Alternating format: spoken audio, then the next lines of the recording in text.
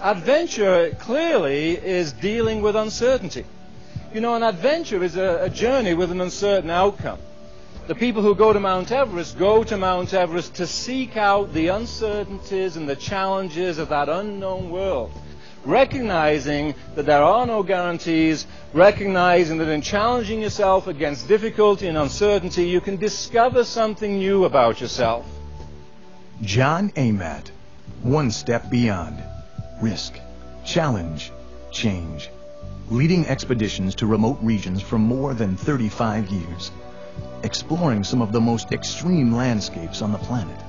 John Amatt, part of the first team to climb Europe's steepest mountain face, the 5,000-foot Troll Wall. Leader of the first Canadian expedition to reach the summit of Mount Everest. Going one step beyond. Taking the risks that lead to change.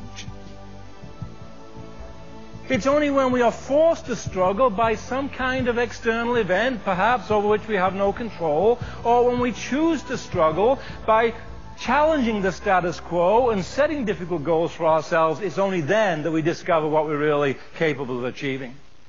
I am, for example, the man I am today because at a very early age, growing up in England, I was very shy, very insecure.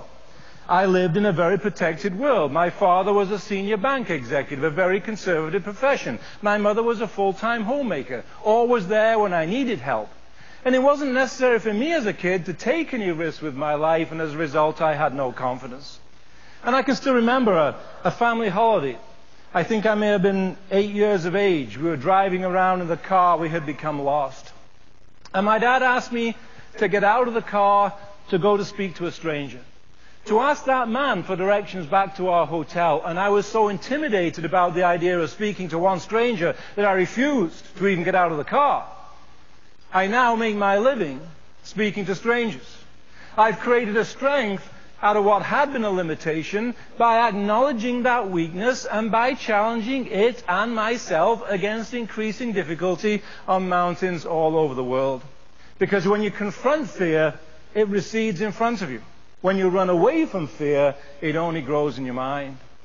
In fact, I've come to believe that fear and anxiety is really just nature's way of focusing our attention on the task at hand. And if that's true, and we're not feeling a little bit anxious, clearly we're not paying attention to what's going around us. Clearly we're clinging to the status quo of the past and not seeking out those new opportunities of the future.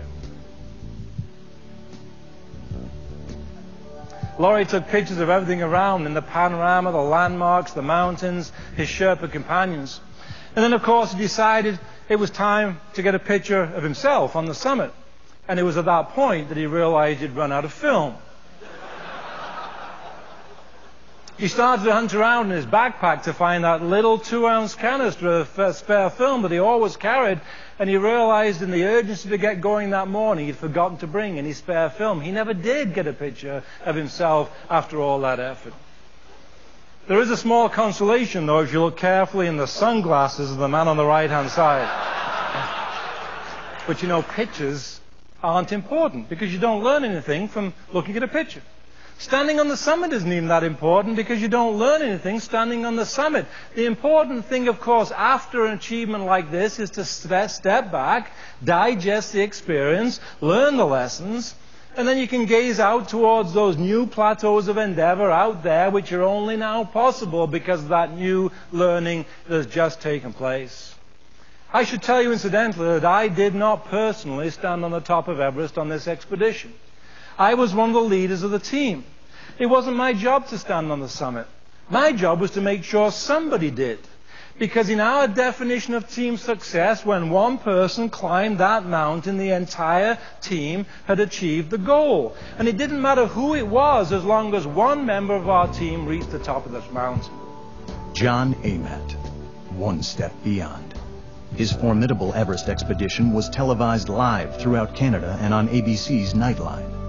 John Amatt, founder of One Step Beyond Worldwide, an innovative education and motivation company.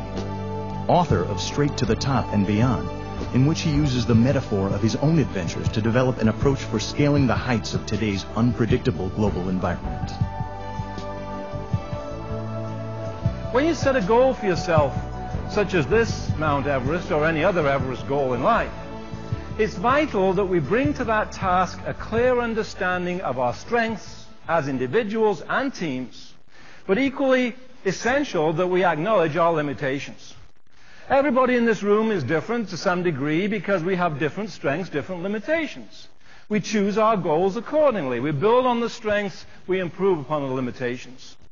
We knew that we had the climbing ability to climb to the top of the world. We'd climbed Mount McKinley in Alaska, the highest mountain in North America, but that's only 20,000 feet high.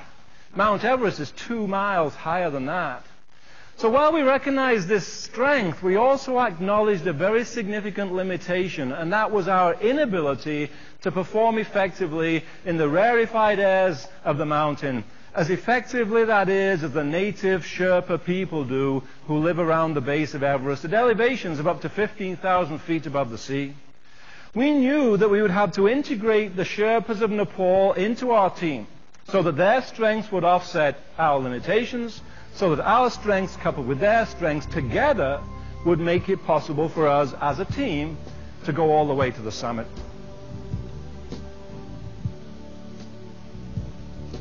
Aldous Huxley, the writer, also said experience is not what happens to you. He said experience is what you do with what happens to you.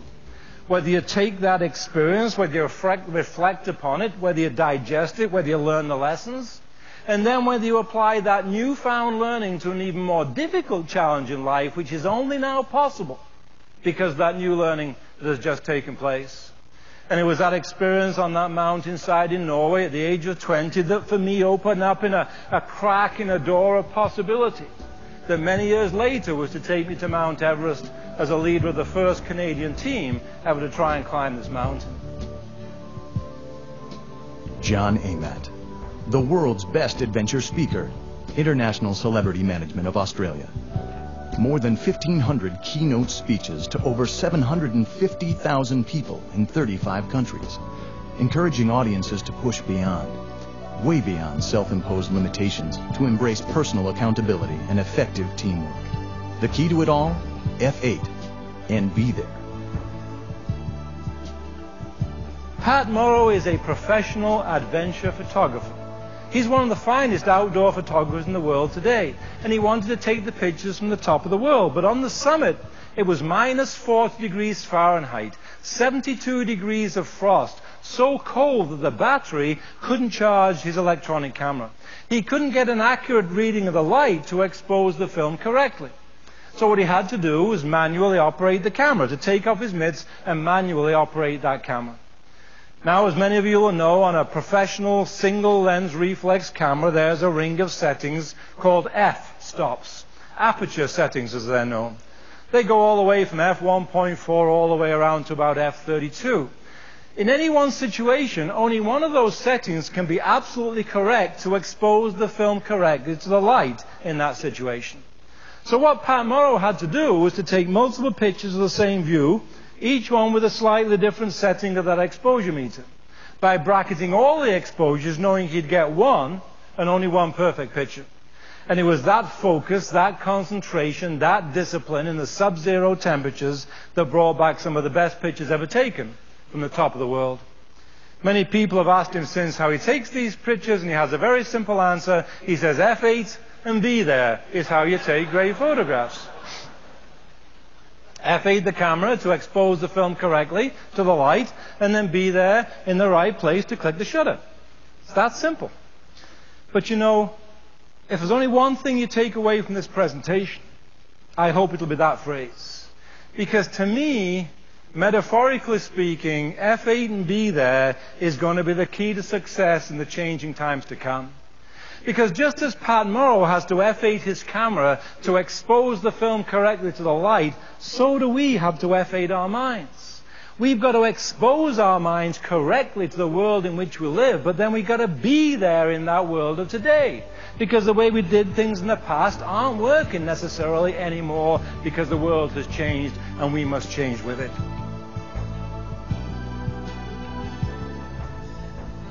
It's the spirit of adventure that drives progress.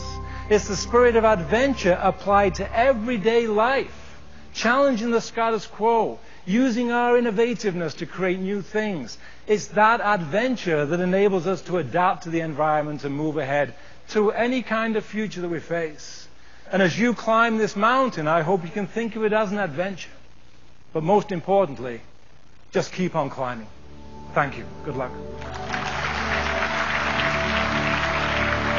John Amatt, one step beyond. Risk, challenge, change. For more information on John Amatt and how to go one step beyond, contact the provider of this video.